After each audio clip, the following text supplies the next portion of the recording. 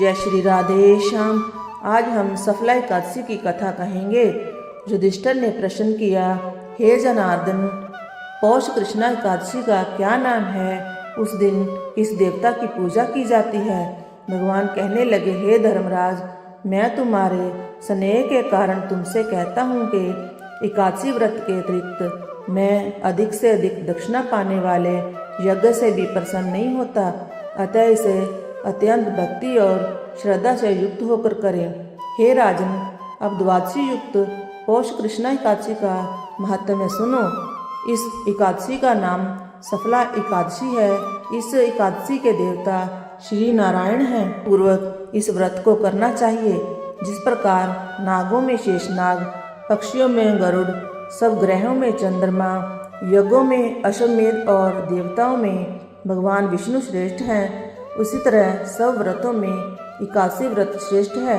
जो मनुष्य सदैव एकादशी का व्रत करते हैं वह मुझको परम प्रिय है।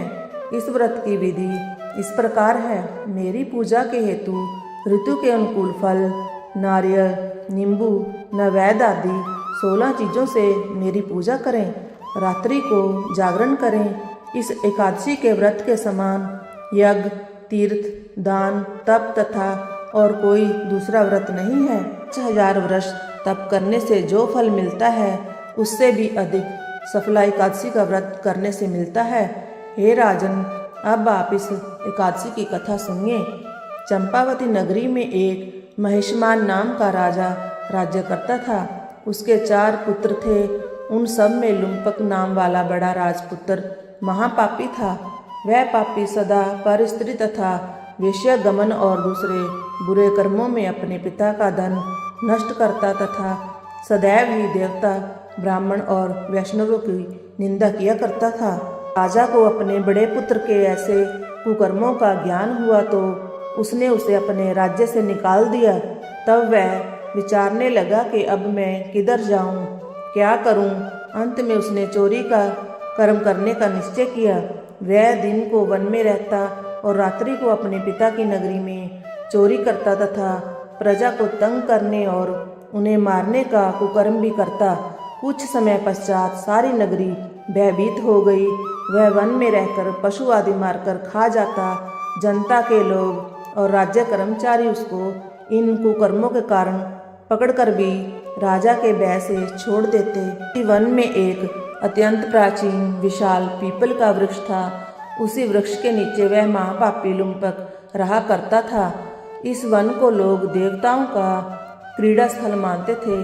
कुछ समय पश्चात पौष कृष्ण पक्ष की 10वीं के दिन वह वस्त्रहीन होने से शीत के कारण सारी रात सो नहीं सका और उसके हाथ पैर अकड़ गए।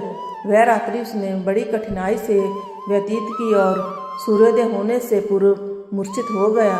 दूसरे दिन एकादशी को मध्याह्न के समय सूर्य की गर्मी से उसकी मूर्छा दूर हुई तो होश में आकर गिरता पड़ता वन में भोजन की खोज में गया, परंतु व्यथा के कारण जीवों को मारने में असमर्थ था। इसी कारण वृक्षों से गिरे हुए फलों को बीनकर वृक्ष के नीचे आया। उस समय तक सूर्य भगवान अस्त हो गए थे। अतः उसने उन फलों को पीपल के वृक्ष के नीचे लाकर रख दिया और रोकर कहने लगा कि भगवान, यह सब फल आपके ही अर्पण हैं, आप ही इनसे तृप्त होइए। उस रात्रि को दुख के मारे उसे नींद भी नहीं आई।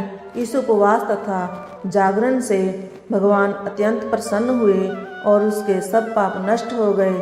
दूसरे दिन प्रातः समय एक अति सुंदर घोड़ा अनेक सुंदर वस्तुओं से सजा हुआ उसके सामने आकर खड़ा हो गया और उसी समय आकाशवाणी हुई, हे राजपुत्र, श्री नारायण की कृपा से तेरे सब पाप नष्ट हो गए हैं।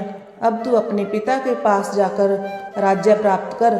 ऐसी आकाशवाणी सुनकर वह बड़ा प्रसन्न हुआ और दिव्य वस्त्र धारण करके भगवान आपकी जय हो ऐसा कहकर अपने पिता के पास गया। उसके पिता ने बड़ी प्रसन्नता से उसे समस्त राज्यभार सौंपकर वन को चला गया। अब लुम्पक शास्त्रानुसार राज्य करने लगा।